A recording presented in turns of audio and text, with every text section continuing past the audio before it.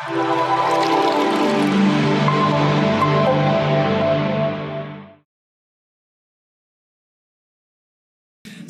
if you missed something and you want to come back, or maybe you're sitting far and you cannot see it, here's the link to the slides. I will also display this link at the end of my talk. And also, keep in mind that I'm using version 7.4 of IPython and 3.7 of Python. So, if you try to reproduce some of the things and they won't work, just make sure to update IPython and Python to those versions. So, why am I giving a talk about IPython?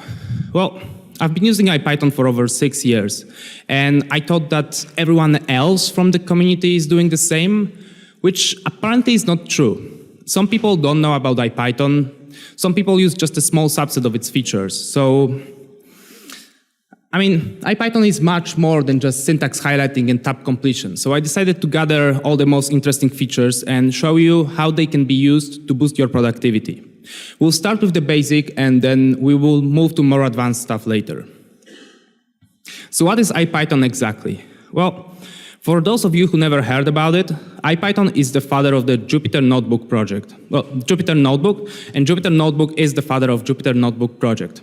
No, just Jupyter project.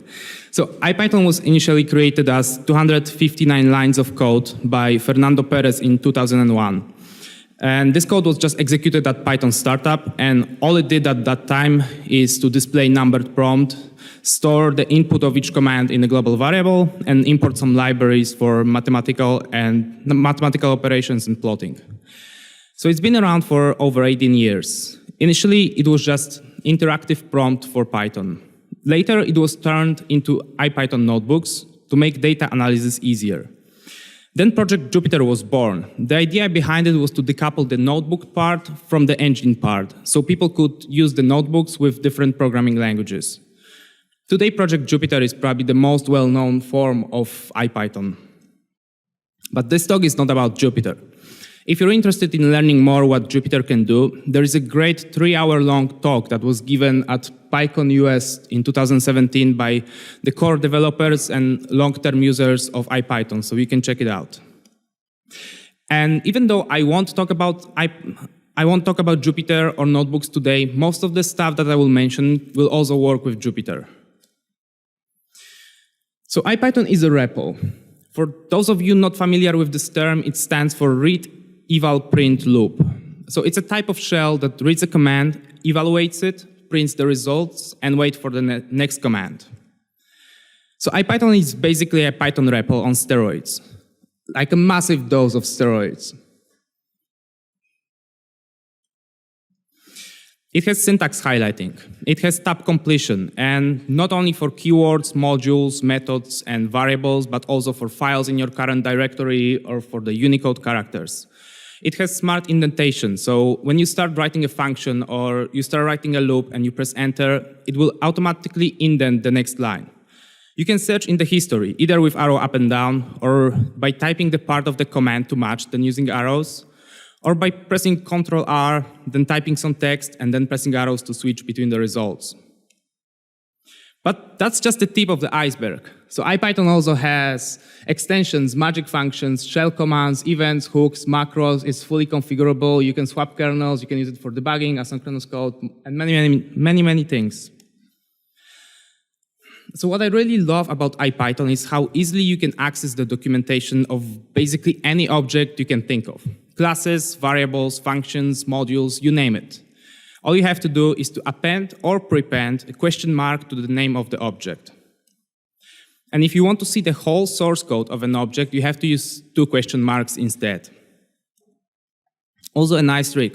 So if you're not sure what's the name of the function that you want to call, you can use stars as wildcards to see the functions matching certain strings. So here, I want to run a function from the OS module, and I vaguely remember that it has something to do with a dir, so I'm just listing all the functions containing dir in the name. So IPython stores the input and output of each command that you run in the current session. It will also store the input of the previous sessions, and if you enable it in the settings, it will store the output as well. If you want to access the cached input for a given cell, there are many ways that you can do this. IPython will create a new global variable for each input command that you use. Or you can use _ih or in lists to access the previous commands. Just keep in mind that those two lists are indexed from 1, not from 0. The same with the output caching. You can access the output of each cell through one of the global variables or using one of two dictionaries that stores them. You might be wondering, why do I care about the input and output caching? Well, did you ever run a command that returns a value just to realize later that you actually want to do something with this value? I did. Many, many times. And if it's a fast command, then no problem, you can rerun it. But if it's a long-running command, or maybe you just can't rerun it because you had authentication token and now it expired, then you have a problem. Unless you're using IPython. So everything is cached, you can just go back and retrieve the value from the cache. On the other hand, if you don't want to cache the input for a given command, you can put the semicolon at the end of the line. IPython won't print the results, and it also won't store the results in the cache. One of the coolest features of IPython are the magic functions. So magic functions are a bunch of helper methods that starts with 1 or 2 percentage signs. Why the percentage sign? Well, to distinguish them from standard Python functions, as they behave slightly different. For example, they don't require parentheses when you're passing arguments. Just keep in mind that in Python, the dunder methods, so methods that are starting with 2 underscores, are also called magic functions or magic methods. But those functions are something completely different than IPython magic functions. So there are 2 types of magic functions, line magics and cell magics. Line magic functions are similar to shell commands. They don't require parentheses when you're passing arguments. And if a function is starting with 2 percentage signs, then it's a cell magic. Cell magics can accept multiple lines of input. You can pass arguments right after the function name. Then you press enter and you type the input code that the magic function will run on. To let the cell magic function know that you are done with typing the input and it should run now, you need to press enter twice. As of version 7.4 of IPython, there were 124 magic functions. Now I'm going to discuss all of them one by one. No, I'm just kidding. This is not a lecture at the university. So I have some magic functions that I'm using quite often, but it's still too much to discuss them, especially since the documentation of those methods are pretty good. So if there are some functions here that you don't recognize, I suggest that you take a look and maybe you will find them useful.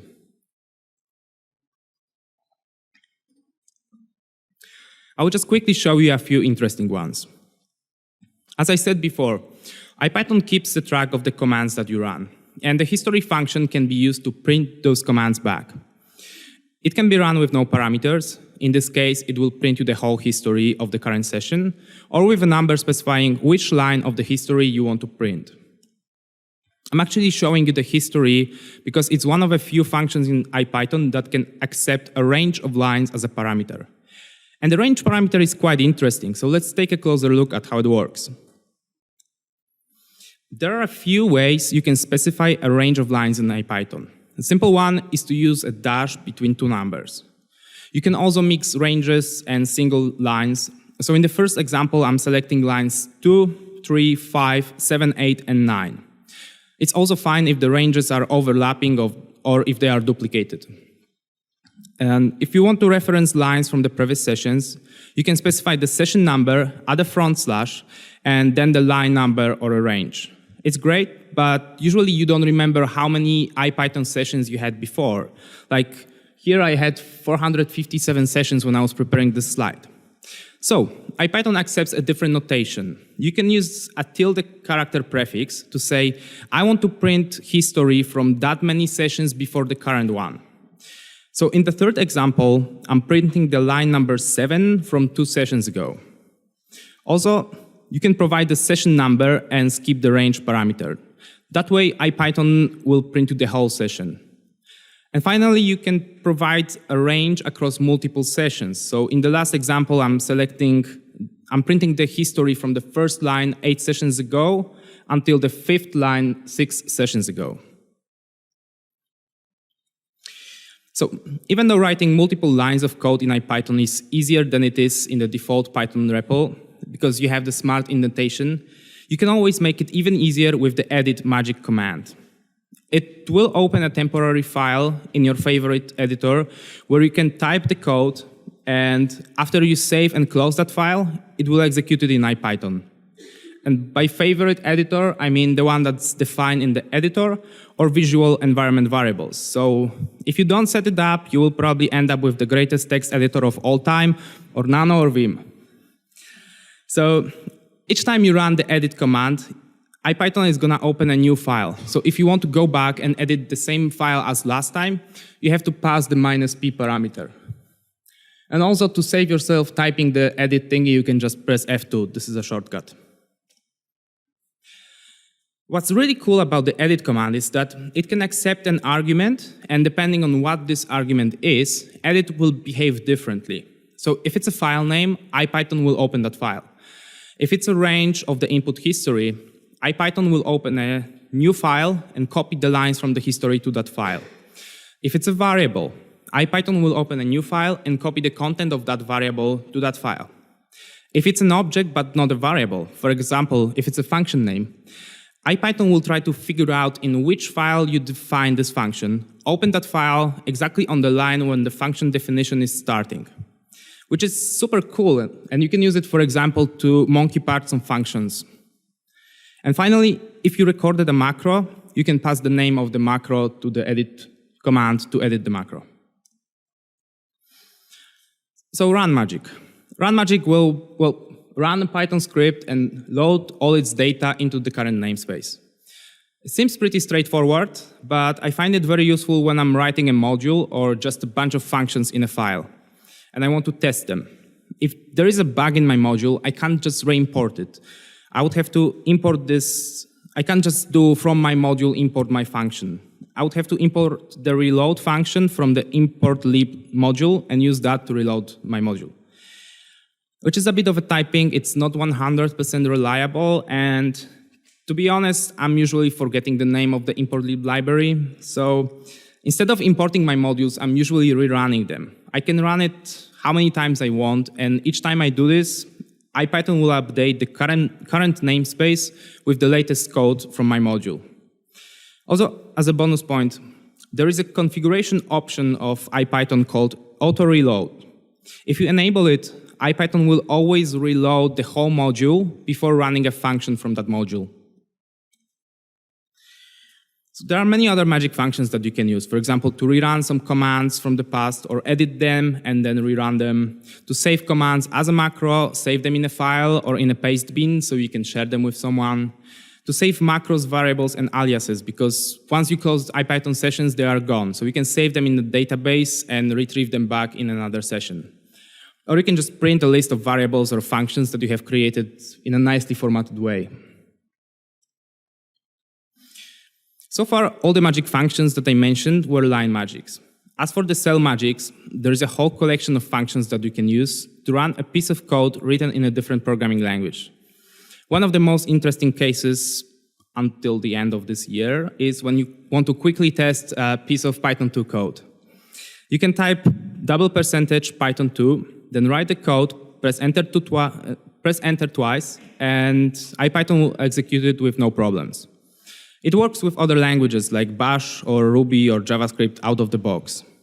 And also notice how, in the last example, I don't know if you can see it, but IPython is actually correctly highlighting the Ruby syntax. So what if those 124 magic functions are not enough? Well, you can very easily create your own magic function. All you have to do is to write a function and decorate it with either a register line magic or register cell magic decorator. Let's see an example.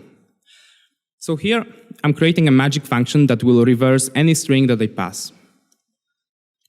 First, we start with writing a function that takes an argument and returns the reversed version. Each line magic function should accept at least one parameter, the string that will be passed to that function when we call it. Next, we import the register line magic function and use it to decorate the function that we just created.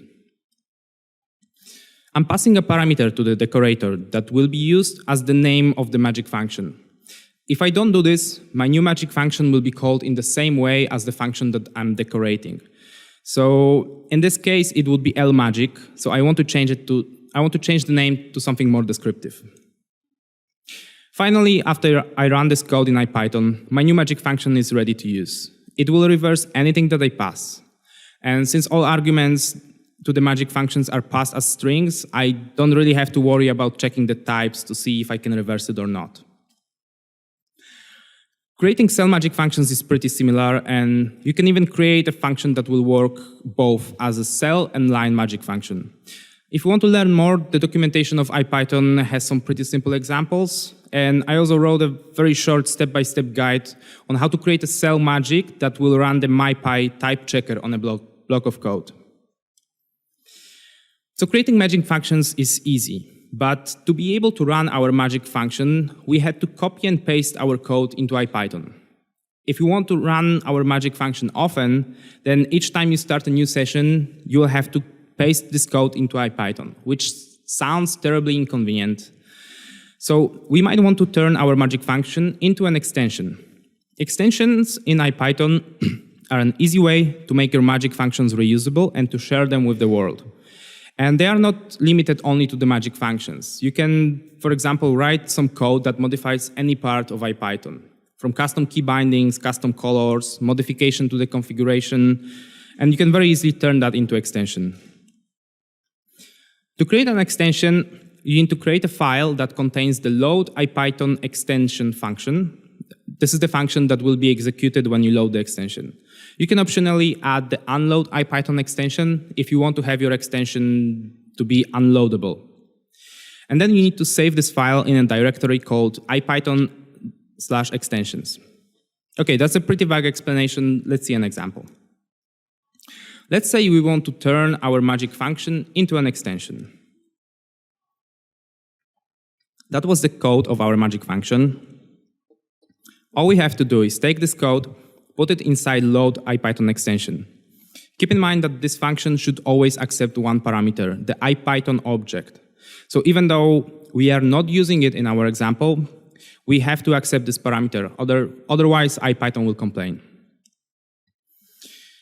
And you have to save the function in a file called reverser.py inside the extensions directory of IPython. Now, if we start IPython and load our extension, the magic function reverse will be available in our session. All the loadXMagic method does is to find a file with a matching name and call the load IPython extension function from that file. So you probably noticed this deprecation warning and might be thinking, why am I showing you something that is deprecated? Well, it's not really deprecated. It's just a subtle way of IPython telling you like, hey, I see you have created an extension. How about you share it with others and publish it on PyPI? So I don't think there is any point in publishing such a silly extension on PyPI. But then again, I don't think there is a need for a package that paths text left. Yet some languages think differently. So of course we're gonna publish it. So you can find a package here. You can install it with pip, and voila. Now you can reverse strings with a magic method in IPython.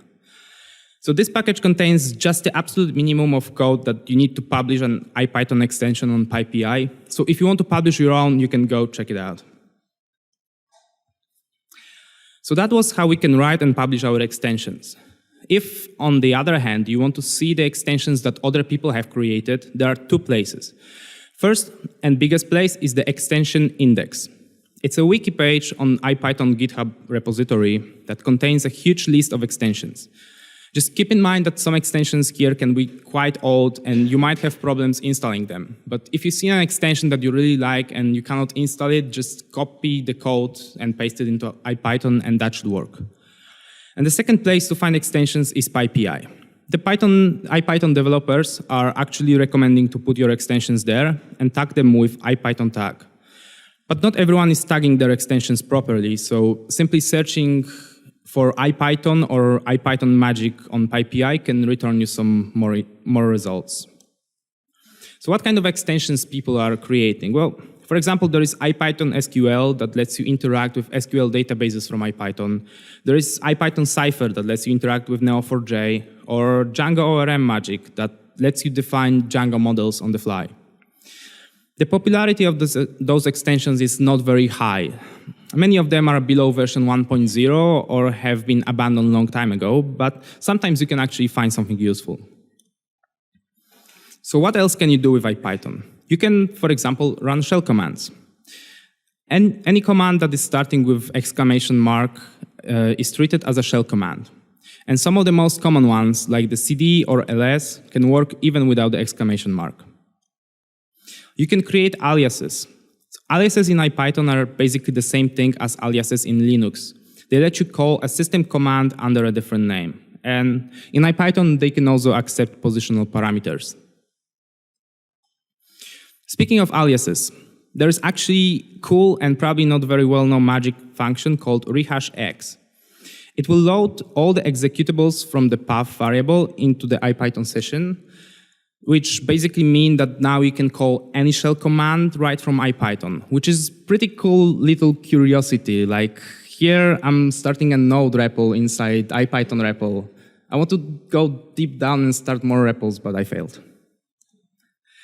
So IPython has 4 different settings of how verbose the exceptions should be. And you can change between them with the xmode magic function. You can select the lowest amount of information, a bit more verbose, a context, which is the default one, and the most verbose, which will also show you the local and global variables for each point in your stack trace. And starting from version 7 of IPython, you can execute asynchronous code by using await wherever you want. So if you try to put await in a top-level scope in standard Python REPL, you will get a syntax error. However, IPython has implemented some hacks to make it work. So if you're playing with some asynchronous code and you want to quickly await an asynchronous function, this is a great way to do this. Just keep in mind that this is not actually a valid Python code, so just don't do this on production. And there is a demo mode in IPython. To use it, you have to create a Python file with some simple markup in the comments, and then you need to load that file into the demo object. This is how it works in practice. Each time you call myDemo object, IPython will execute the next block of code from the demo in the current namespace. So you will have access to all the variables and functions that were created in that block of code, and you can play with them before executing the next block. So demo mode is pretty similar to what you can do with Jupyter Notebooks, and to be honest, for a presentation, I would stick to Jupyter Notebooks so people can actually see what code you are executing. But if you live in a terminal and you want to impress your colleagues with a pretty cool coding demo for your next presentation, this is a great tool.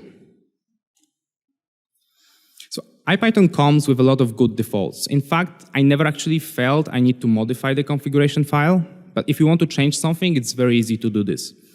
The default configuration lives in the IPython config file, and this is where it's located for the current user.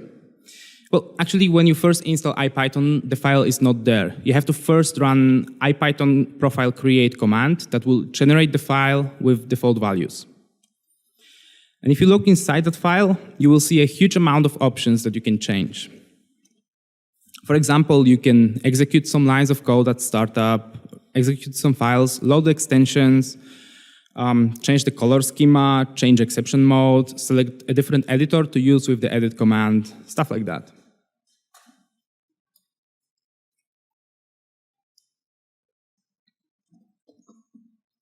If you look what else is inside IPython profile default folder, you will see a bunch of directories.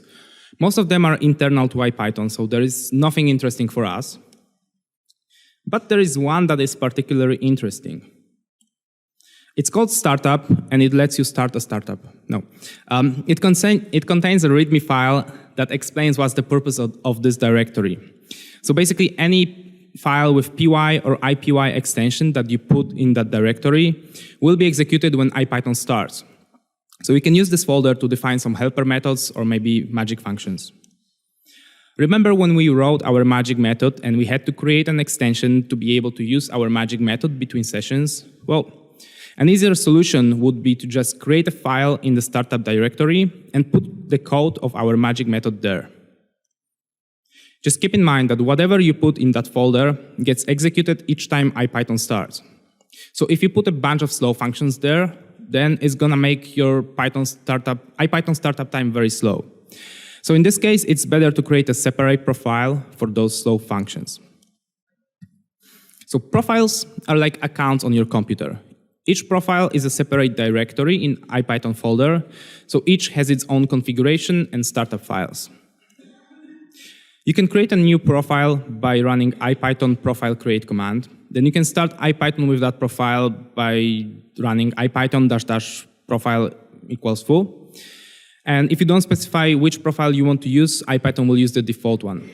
So for example, I once had a profile just for debugging and profiling my code. And exceptions were set to be as verbose as possible, and I was loading a few extensions for profiling. But I was not debugging or profiling my code all the time, so instead of putting all those things into the default configuration, I had a separate profile for that. So we talked about magic functions and extensions before, and I told you that a lot of extensions define magic functions that you can use, but that's not the only thing you can do with the extensions. Another thing that you can do is to register some callbacks to IPython events. IPython defines a set of events, like before I run the code, after I run the code, after I start IPython, and you can very easily plug custom function that will be executed during those events. In general, to be able to add a callback to an event, you need three things. First, you need to create the callback function. Check out the documentation to see what parameters each callback will get. Then you need to define the load IPython extension function and register the callback inside. Pretty similar to what we did with the magic functions. And finally, as with all the extensions, you need to load it to make it work. So let's see how it works in practice. Let's say we want to make a function that will print the variables after the execution of each cell. So this is all the code that we need for it. First, we create a class that will store our callback function. So I'm using a class to store the reference to the IPython object that I will use inside my callback function. Then I'm defining the callback function. The result parameter will be passed from the event. So even though I'm not actually using it in my function, I still have to put it in the function signature. Inside my callback function, I'm calling the magic method whos to print the variables. Since it has to be a valid Python code, I can't just use %whos, as this is going to give me a syntax error. So this run line magic function is actually a way to call IPython magic functions from valid Python code. And finally, I'm registering the callback inside the load IPython extension function. And now I'm saving the file in my extensions directory as a var printer.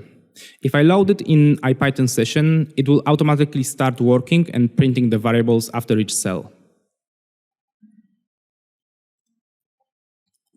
So speaking of events, there is also something quite interesting similar to events that is called hooks. IPython has a set of default hooks that are executed at certain situations. For example, when you're opening the editor with edit magic command, shutting down IPython, or copying something from the clipboard. The main difference between the events and hooks is how they are intended to work. You can have a bunch of callback functions that are independent from each other, and all of them will be called when an event happens. Hooks, on the other hand, will call only one function. So if you have multiple functions attached to the same hook, IPython will call the first one. And if it's successful, it will stop. But if the function throws an exception, IPython will try to call the next function and the next and the next until it finds one that's actually successful. So let's see an example of a hook. Here, we are registering our own function that will be executed when the editor is open. This function will try to use the jet editor instead of the default one. An interesting piece of code is this try next exception. It's used to indicate that this hook failed and IPython should try to use the next function. If for some reason there was a problem with the jet editor, IPython will try to open another editor instead of failing. Moving on to the next feature, debugging. So IPython is my default debugging tool. It all started because I was using Sublime Text for a very, very long time, and I only recently switched to Visual Studio Code, which has a pretty good debugger, but using the one from IPython still works for me in most of the cases. So how can I use IPython as my debugger? Well, first thing that you can do is to embed IPython anywhere in your code. To do that, you need to import the embed function from IPython and then just call it. I like to put those two statements on one line so I can remove them with just one keystroke, and also all the code linters will complain about it, so I don't forget to remove it when I'm done. Now, I can run my script, and when the interpreter gets to that line in the code, it will open the IPython shell. I will have access to all the variables set at that point, so I can poke around and see what's going on with my code. When I'm done, I just exit IPython and the code execution will continue. Also, if I change some variables from IPython, those changes will persist after I close the embedded session. So embedding is nice, but it's not really debugging. To actually run the debugger, you can run magic function run with the -d parameter and then specify the file name. IPython will then run the file through the ipdb debugger and put a breakpoint on the first line. The ipdb debugger is just a wrapper around the standard pdb debugger that adds some features from IPython, like syntax highlighting, tab completion, and other small improvements. And now my favorite part of IPython, the post-mortem debugger. So imagine you're running a Python script.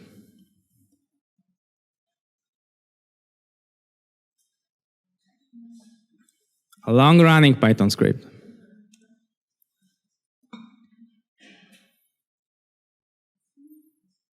Almost there.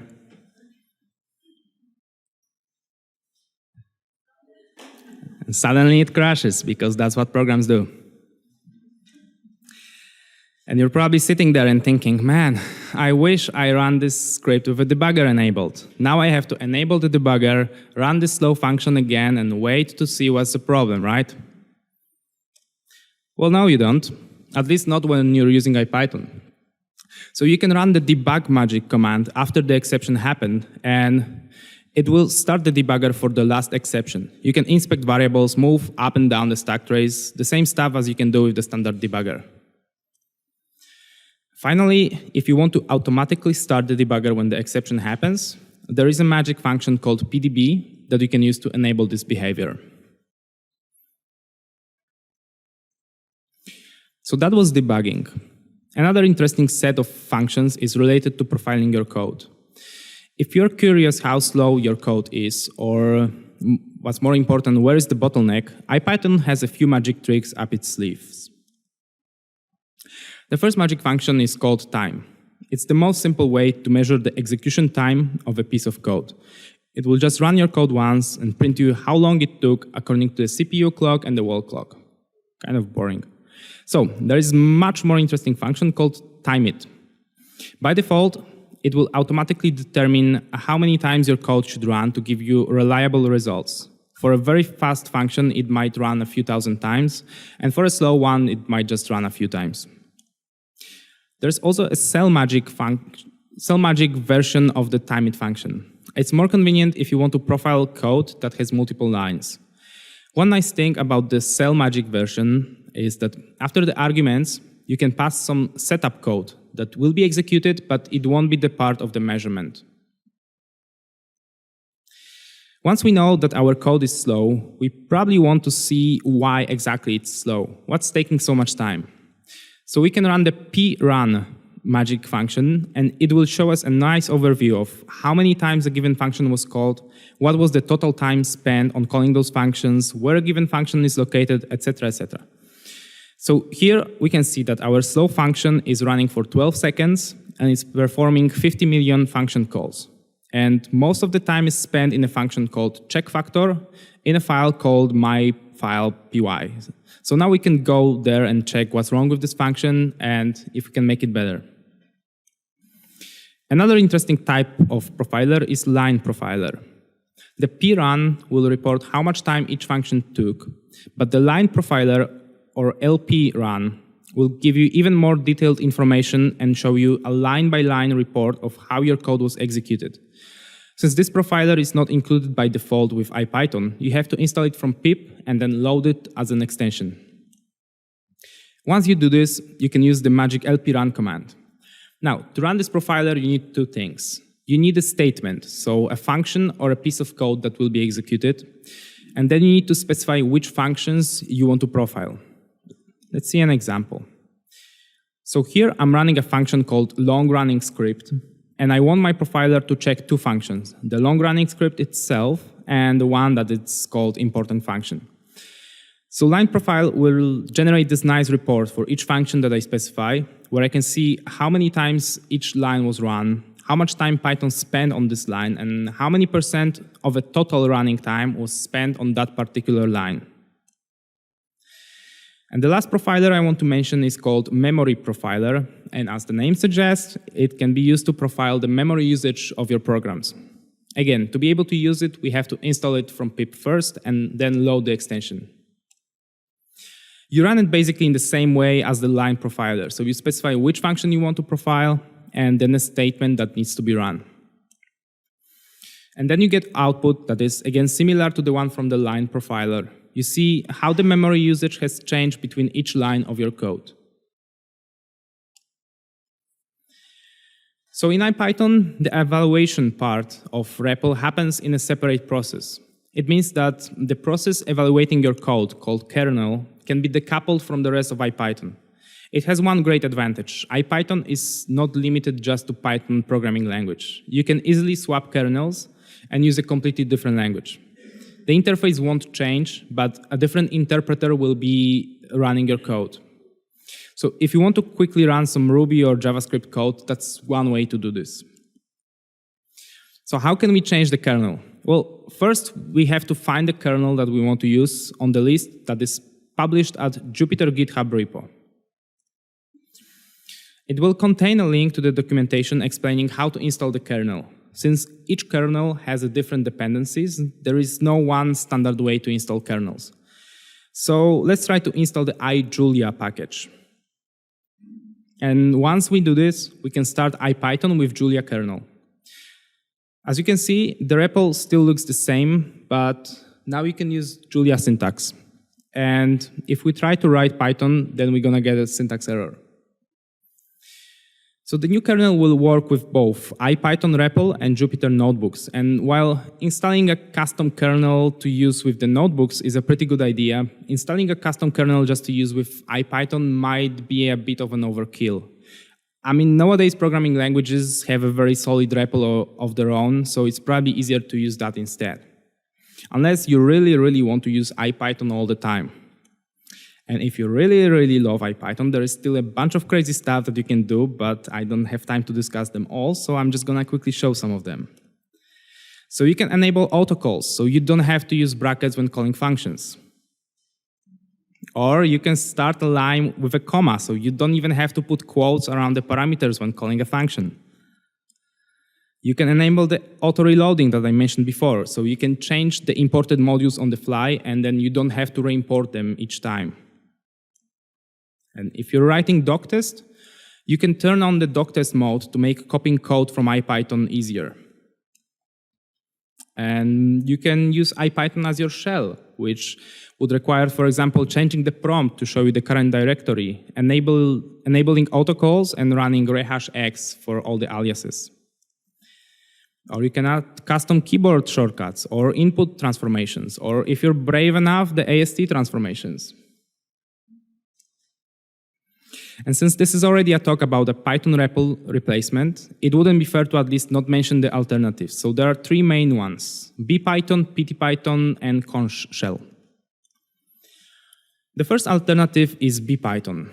In the quest of making a replacement for the default Python REPL, bpython took a more lightweight approach. It has a lot less features than IPython, but it has the essential ones, like syntax highlighting, smart indentation, auto-completion, and suggestions when you're typing.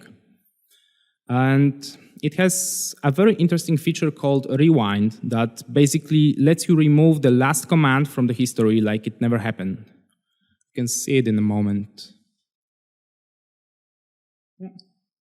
Here it is. Next, there is PtyPython, a Python REPL built on top of the prompt toolkit. It's slightly more advanced than bpython as it contains a bit more features. The obvious ones are the syntax highlighting, multi-line editing with smart indentation, auto-completion, or shell commands. But there are some more innovative ones, like a syntax validation that checks your code if your code is correct actually before executing it, a Vim or Emacs key bindings, or those nice menus for configuration or the history. And finally, there is xonsh. Well, xonsh is quite different than IPython, bpython, or PtyPython because it's not really a Python REPL, it's a shell. It's a shell that's adding Python on top of Bash, so you can actually use both. And it has a massive amount of features, so if you're interested and want to learn more, there are 2 good talks about xonsh. First one is from Anthony, who's a creator of xonsh, and second one is from Matthias, who's actually a core developer of IPython and a user and contributor to xonsh, so we can go check them out. And that's all.